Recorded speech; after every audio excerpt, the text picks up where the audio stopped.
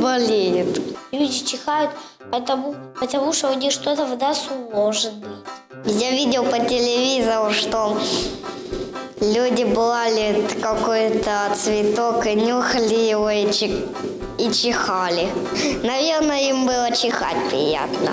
Может быть, сопли и козы какие-то. А если глубоко палец просунуть, то можно и так чихнуть.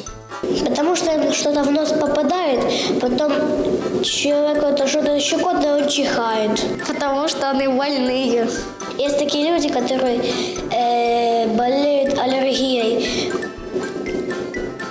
Они чихают на пыль, на пыльцу. И мне их очень жалко. Да чтобы жить.